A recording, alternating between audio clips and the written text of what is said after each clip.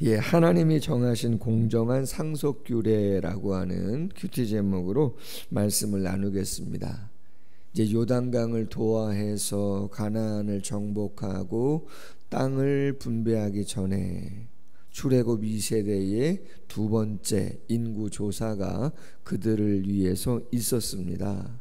하나님의 은혜 가운데 60만 명이 넘는 레위 지파도 2만 3천 명 정도가 되어지는 하나님의 은혜 속에 광야의 모든 생활을 다 감당하고 이제 요단강 도하 직전인 거죠. 자, 그런데 오늘 본문에 보니까 요셉 지파 가문 가운데 장자가 므낫세인데 거기에 슬로브앗이라고 하는 사람의 딸들이 모세와 제사장 엘르아살 그리고 지휘관들과 모든 백성들 앞에서 청을 하는 것이죠. 그 청의 내용이 뭐냐면 3절 이하입니다. 우리 아버지가 광야에서 죽었지만 여호와를 거슬러 반역을 한 것도 아니고 그냥 모든 출애굽 1세대가 죽는 가운데에 죽게 된다. 그런데 우리 아버지가 아들이 없다. 고대 세대는 어떤 세대입니까? 부계 중심의 가부장적 사회인 거죠. 남자 중심의 사회란 말이에요. 또 땅을 분배하고 기업을 나누어 줄 때 누가 중심이에요? 아들이 중심이란 말이에요. 그런데 슬로브엇이라고 하는 사람이 자녀가 5인데 모두 딸만 있고 아들이 없어요. 그러다 보니 땅을 기업으로 얻을 수가 없단 말이에요. 어떻게 해야 되나 고민이 생긴 거죠. 그래서 슬로브앗의 딸들이 와서 이야기하는 겁니다. 4절 말씀에 어찌하여 아들이 없다고 우리 아버지의 이름이 그의 종족 중에서 삭제가 되리이까. 우리 아버지의 형제 중에서 우리에게 기업을 땅을 분배하여 우리도 얻을 수 있도록 그렇게 해달라 이야기를 하는 거죠. 모세가 하나님께 이 간청을 어떻게 처리해야 될지 기도합니다. 하나님께서 모세에게 이야기합니다. 오늘 7절에 보니까 슬로브앗의 딸들의 말이 옳다. 너는 반드시 그들의 아버지의 형제 중에서 그들에게 기업을 주어 받게 하되 그들의 아버지의 기업을 그들에게 돌려줘라. 만약에 사람이 죽어 아들이 없으면 누구에게요?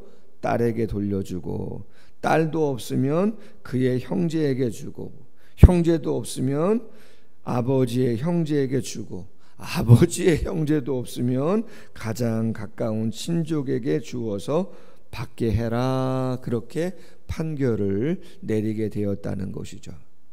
자, 오늘 이 슬로브앗의 딸들의 간청을 통해서 영적인 교훈을 한번 몇 가지 나누어 보려고 하는데요. 첫 번째로 슬로브앗의 딸들은 땅에 대한 어떤 인간적인 물질적인 욕심으로 인해서 간청을 하고 있는 것인가? 학자들은 그렇게 보지 않습니다. 만약에 그것이 중심이었으면 가장 정확히 보시는 분이 누구예요? 하나님이잖아요. 하나님이 마음과 생각을 간파하시는데 그 땅에 대한 인간적인 물질적인 욕심만을 가지고 온 사람이면 하나님의 그 기도를 듣지 않았겠죠. 오늘 말씀을 가만히 묵상해 보면 4절에 이렇게 되어 있습니다. 어찌하여 아들이 없다고 우리 아버지의 이름이 그의 종족 중에서 삭제되리이까. 아버지의 존재가 아예 잊혀지는 것에 대한 아쉬움과 안타까움을 갖고 있는 것입니다. 여러분 기억하시나 모르겠는데 엘리야 시대의 북쪽 왕 중에 가장 악한 왕이 누구냐면 아합이라고 하는, 이세벨이라고 하는 왕비를 둔 아합 왕이 있는데 그의 궁에 앞에 보면 포도밭이 좋은 밭이 있어요. 근데 그 포도밭은 나봇이라고 하는 사람이 경작하고 있는 땅인데, 구약시대의 땅이라고 하는 이 기업은 그냥 재산으로만의 의미가 있는 것이 아니고 우리가 오늘 말씀을 나누는 것처럼 땅은 하나님이 축복의 땅으로, 약속의 땅으로 하나님께서 가나안 땅을 주신 것이고, 그것은 우리가 지금 살펴보고 있는 대로, 그렇죠, 지파의 종족별로, 가문별로 하나님께서 축복으로 주신 땅이란 말이에요. 언약의 땅이라는 것이죠. 그렇기 때문에 1000평을 받았던 100평을 받았던 그 땅은 땅 그 자체로서만의 의미가 아니고 하나님과의 약속이다, 하나님의 축복이다 라고 하는 믿음 안에서의 기업으로서의 의미가 있는 거라는 거죠. 당대로 끝나는 게 아니라는 거예요. 계속해서 이어지는 거죠. 자, 아합이 어떻게 했어요? 야, 나봇 그 땅 팔아라. 너무 좋아 보인다. 궁에서 보니까. 혹시라도 값을 많이 달라고 하면 내가 다 줄게. 내가 더 많은 비싼 돈을 주고 사고 싶으니까 팔라고 그랬단 말이에요. 근데 나봇이 파나요? 나봇이 안 팝니다. 돈을 벌려고 하는 마음이었으면 얼마든지 팔죠. 몇 배를 준다는데. 근데 나봇이 안 팝니다. 왜? 말씀을 드린 것처럼 하나님이 오래전부터 우리 조상들에게 축복으로, 약속으로 주신 땅이다. 이거는 재산 그 이상의 의미가 있는 것이다. 하나님이 주신 땅, 우리의 조상들이 그 약속을 믿고 신앙 안에서 경작하고 있는 거다. 오늘 슬로브앗의 딸들도 그러한 의미입니다. 하나님께서 우리 가문을 하나님께서 인정하시고 계수하시고 우리의 조상들이 그 믿음 안에서 여기까지 왔고 이제 앞으로 나아갈 것인데, 그 하나님에 대한 신앙, 그 믿음의 가문이, 그 존재 자체가 사라지는 거 너무나 안타깝다는 것이죠. 하나님에 대한 신앙과 신앙 안에서의 조상들에 대한 효심이 오늘 본문에 담겨 있다, 그 말이죠.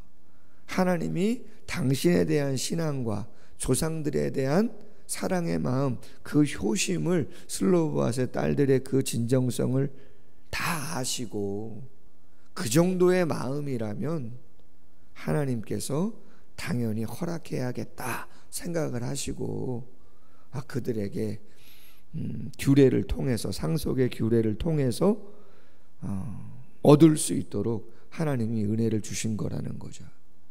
여러분, 우리가 뭐 땅이 됐든 뭐 건물이 됐든 뭐가 됐든 우리의 부모님, 우리의 신앙 안에서의 선진들을 생각해 보면 과연 우리가 무엇을 중요하게 여기는가라고 하는 것을 한번 돌아볼 필요가 있다. 우리의 어머님이, 우리의 아버님이, 우리의 할아버님이 과연, 저는 기억합니다. 불교 집안이었는데 저희 집안의 할머님이 예수님을 믿기 시작했다는 이야기를 제가 들었습니다. 돌아가신 아버님도 제가 어릴 때 신앙생활하는 모습을 보여주지는 못했지만 군에 가셔서 군종생활도 하셨다는 이야기를 듣기도 했고, 어머님은 교회 집사님으로 섬기시고 또 구역예배 드리면 간식 같은 거 있잖아요. 예전에는 집집마다 돌아가면서 이렇게 구역예배 드렸잖아요. 그럼 꼭 구역예배 드리고 나면 간식이 있거든요. 건너방에서 있다가 어른들 예배 끝나면 루룩, 그죠? 이쪽 방으로 와가지고 간식 먹었던 기억들도 있고. 어머님이 누구 위해서 기도하겠어요? 장인어른 돌아가셨지만, 그렇죠, 좀 송구해요. 장인어른이 목사사위 보고 나서 늘 목사사위 위해서 기도할 때, 살아계실 때 5대양 6제도 다니면서 복음 전하는 하나님의 사람 되게 달라고 기도하셨다는데, 몰라요. 그래서 축구 선교 하나 그래도 그건 모르겠네. 지금 생각해 보니 장모님이 늘 기도하시고, 저희 교회 허가 안 날 때, 허가 받고 지어야 되잖아요. 불법으로 지을 수 없으니까. 설계사무소 통해서 허가를 받고 지어야 되는데 허가가 너무 안 나오는 거예요. 정말 진을 다 뺄 정도로 안 나오는 거예요. 그때 장모님이 안산 동산교회 그 기도팀이 있거든요. 그 기도팀을 모시고, 그걸 너무 잘 아시니까 전화로 상황을, 여기에 한 7, 8명이 오셔가지고 땅 밟기라 그러죠. 그 기도를 엄청 오랫동안 간절하게 했었어요. 근데 그분들 오셔서 기도 한참 하시고 식사 대접하려고 봉고차 태우고 가는데 말이죠, 설계사무소 소장님 전화 왔어요. 허가 났다고. 놀랍죠, 타이밍도. 저는 확신합니다. 한 번은 저희가 반주자가 없어가지고 어려웠었는데, 개척 초기에 장모님이 그렇게 말씀합니다. 하나님이 필요하시면 바다 끝에서라도 반드시 하나님의 사람 보내셔서 섬기게 할 거니까 걱정하지 말라고. 여러분, 그때 뉴질랜드에서 지인자매라고, 김영훈 지사님 따님인데 유학 마치고 전공자입니다. 여기 두산 1단지에 이사 와가지고 저희 교회에 등록했어요. 그래서 1년 넘게 반주한 줄로 믿습니다. 여러분, 놀랍죠? 꼭 지어낸 얘기 같잖아요. 근데 더 기가 막힌 건요, 그 자매가 뉴질랜드 목사님한테 전화했답니다. 지도 목사님한테. 교회를 나가려고 하는데, 큰 교회는 좀 반주자들도 많은데 작은 교회 나가서 섬기고 싶은데, 이 교회가 이름도 길다, 사랑을 그리는 교회고 어느 교단인지도 잘 모르겠고 목사님 좀 알아봐 주시면 좋겠다. 뉴질랜드에서 인터넷으로 검색했는데 장로교 합동교단 담임 목사 이름이 홍만표인데 제 신대원 동기인 거 있죠? 재밌죠? 유명종 목사님인데 전화 왔어요. 할렐루야. 야, 그냥 등록해라. 저는 기도의 힘이라고 믿습니다. 여러분, 우리가 부모님을 생각하고 우리의 선진들, 조상들을 생각할 때 다른 어떤 것이 부족하더라도 우리를 위하여 기도의 눈물로 씨를 뿌린다면 다른 무엇보다 그것이 가장 소중한 것인 줄로 믿습니다. 그것이 잊혀지는 것 자체가 너무나 안타까워서 슬로보아스의 딸들이 간청을 한 것이죠. 왜? 하나님이 기업으로 주신 거, 하나님 안에서의 신앙, 그 약속을 잊지 않기 위해서입니다. 한 가지 더 묵상하면, 상황은 쉽지 않은 거잖아요. 일반적으로 가부장적인 사회인데, 부계 사회인데, 그럼에도 불구하고 슬로보아스의 딸들이 모세에게 어떻게 해요? 엘레아살에게 간청을 합니다. 하나님께 한번, 그렇죠, 기도해서 우리의 이 진정 어린 마음이 받아들여지는지 안 들여지는지 한번 알고 싶다는 거예요. 여러분, 기도는 능력이 있습니다. 아멘. 기도는 능력이 있습니다. 성경 말씀에 마가복음 11장 23절에 내가 진실로 너희에게 이르노니 누구든지 이 산더러 들리어 바다에 던져지라 하며 그 말하는 것이 이루어질 줄 믿고 마음에 의심하지 아니하면 그대로 되리라. 무엇이든지 기도하고 구한 것은 받은 줄로 믿으라. 그리하면 너희에게 그대로 되리라. 이 산을 명하여 바다에 던질지라도 그대로 된다. 문자적인 의미는 아니죠. 유대인들은 산에 대해서 어떤 의미를 갖고 있었느냐? 산은 심히 어려운 일이나 불가능한 일을 의미한다 생각했단 말이에요. 그래서 스가랴 4장 7절에 보면 큰 산아 내가 무엇이냐, 내가 스룹바벨 앞에서 평지가 되라. 할렐루야. 1차 귀환의 총독이었던 스룹바벨이, 그렇죠, 힘들고 어려울 때 스룹바벨 앞에서 사나 평지가 되라. 그 산은 힘들고 어려운 현실적인 문제들인 거죠. 아무리 큰 산이어도 큰 문제여도 기도로 하나님의 능력으로 그걸 명하여 바다에 빠지라고 한다면 하나님께서 그 기도를 들으시고 응답하신다는 거죠. 우리가 무엇을 중요한 가치로 여기고 삶을 살아가는가, 오늘 다시 한번 마음에 가정의 달 새기면서 기도를 통해서 하나님의 은혜를 경험하는 모두가 되기를 주님의 이름으로 소원합니다. 기도하겠습니다. 하나님 아버지, 참 감사합니다. 땅을 분배하고 기업을 나눠줄 때에 아들이 없어 기업을, 땅을 유업으로 받지 못하는 슬로브앗의 딸들이 모세와 엘르아살 제사장을 찾아 하나님의 뜻을 구하는 가운데 있습니다. 하나님이 상속 규례를 새롭게 정해 주십니다. 아들이 없다면 딸들에게, 딸이 없다면 형제에게, 형제가 없다면 가장 가까운 친족 그 누군가에게 그 땅을 기업으로 나누어 주라고 이야기합니다. 가장 본질적인 이유는 하나님을 경외하는, 하나님을 신뢰하는, 그 땅을 약속의 축복으로 받는 놀라운 그 마음의 중심을 영원히 기억하며 기리고자 하는 그 마음을 축복하시기 위함인 줄로 믿습니다.